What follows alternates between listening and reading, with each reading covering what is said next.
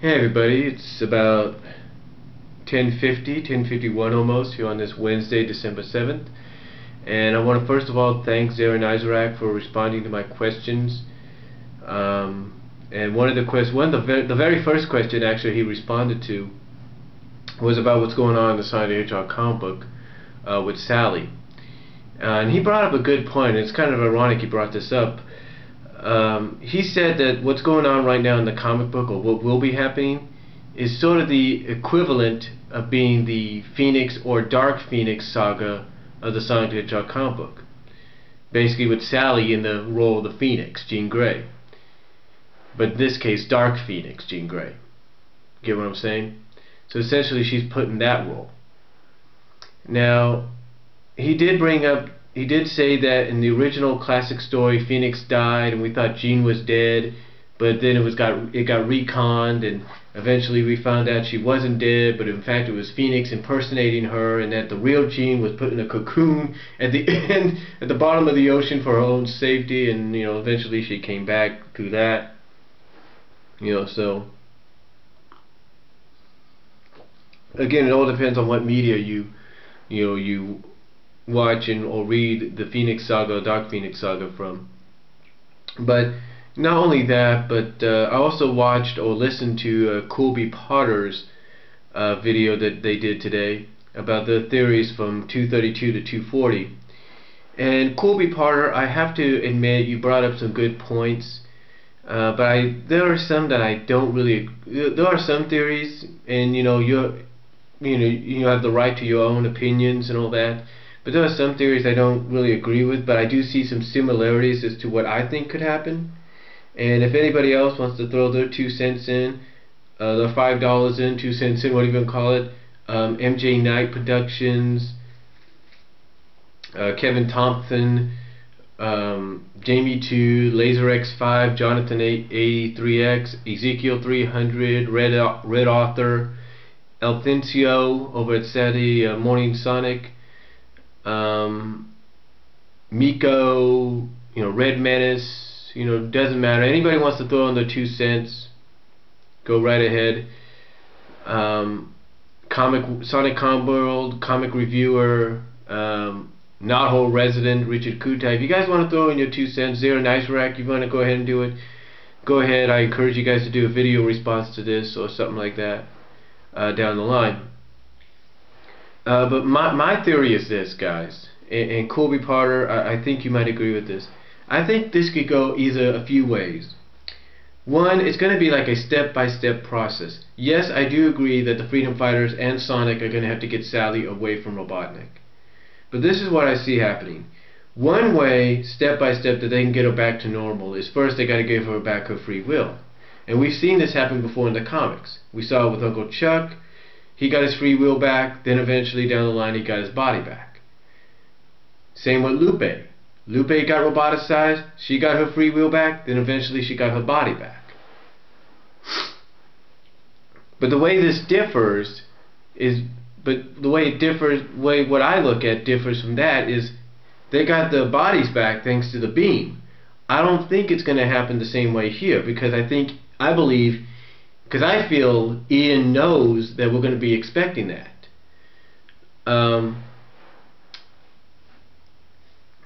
What I think could happen, this is just a theory on my part, these are just a few options I look at, is the first step is getting back her free will. So I think the first thing they're going to do is use any source that I think Ian's going to come up with for them to use to do it. Either it's going to be by using the Sword of Light, which ironically made a return, if you will, or a debut in 224, 223, whatever issue it was. It's going to be a Chaos Emerald. It's got to be one of those. It's got to be one of those two, either Sword of Light or Chaos Emerald, that will do it. Another way is, I was thinking about this today after I listened to Zarin Isaac respond to my questions. And he brought up the Phoenix saga, like I mentioned at the beginning. And the way he looked at this was, he said the Phoenix saga, this is basically what's going on with Sally, is essentially the Phoenix / Dark Phoenix saga of the Sonic, is the equivalent of that of the Sonic the Hedgehog comic book. So basically, this is the Sonic the Hedgehog comic book version upcoming or going on right now of the Dark Phoenix saga.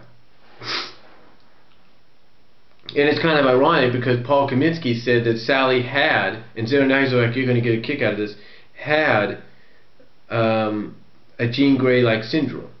So go figure. But anyway, I was thinking about that, and I thought about Part 3 of the Dark Phoenix saga, which was aired as part of the 90s X-Men cartoon. And at the end of Part 3, you kind of have this telepathic battle between Charles Xavier and the Dark Phoenix, and it was Charles Xavier that somehow got Jean to help him retake back her body, basically regain control of her body again, and trap the Phoenix inside her mind and make the Phoenix dormant for the time being. And then the same occurred, I think, before that, in an episode where Rogue was having these kind of traumatic nightmares of this Miss Marvel, Karen Danvers character, who was still who still had a major piece of her in her mind. And essentially what happened was the Miss Marvel was trying to break through, take control of Jean's body, and it wasn't until like towards the end of the show, or towards the end of the episode, that when Rogue accidentally absorbed some of Mystique's shape-shifting power, that allowed Miss Marvel the opportunity to temporarily take control of Rogue's body and use the shape-shifting power to, replace Rogue with herself as Miss Marvel.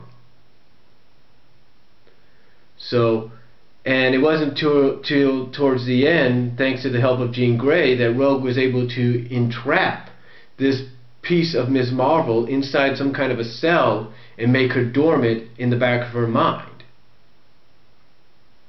So the third way I see this could happen is we see something similar like that with Nicole.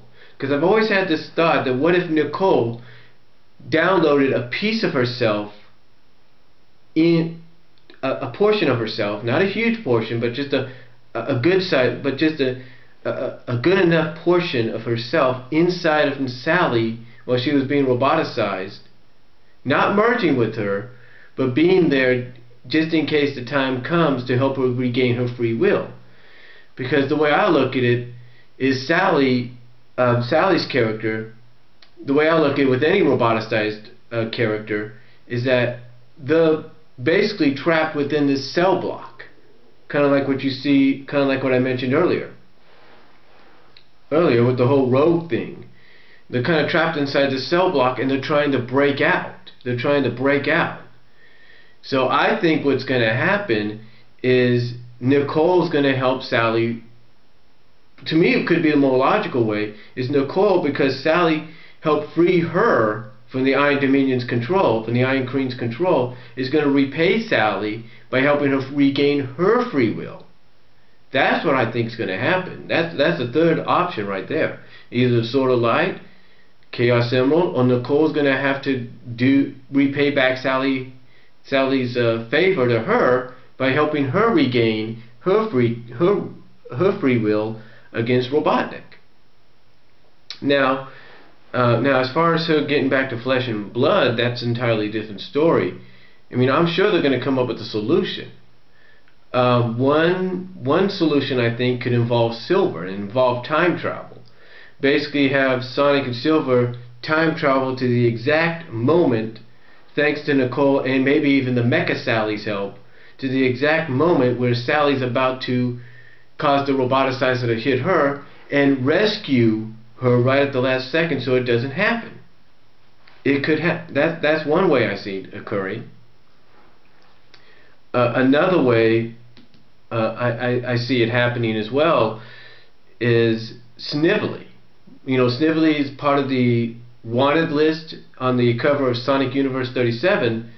So I'm thinking, what if Snively could be playing a role? What if he knows of a way to get her back to normal? Like maybe Like maybe Robotnik created some kind of de-roboticizer just in case, you know, a mishap happened or something like that. So that's another way. And the final way is, you know, just having Sonic go supersonic again and using the 7 Chaos Emeralds to basically restore her. So those are 3 options right there. 3 options of her getting her free will first, and then the 3 options of her getting her flesh and blood again. And I'm sure anybody that I've mentioned on this video, from CoolBePotter's, Aaron Nizerak, LaserX5, Jonathan83X, Ezekiel 300, Miko, Rated RNO, Sonic World Comic Reviewer, Elcentio, MJ Knight Productions, you know, anybody out there, Crazy Sonic Girl fan, and anybody else out there that's a fan of Sonic and fan of the comic books, I think you would agree maybe those 3 theories are probably the most likely on each side. The first, the free will deal, and then the flesh and blood.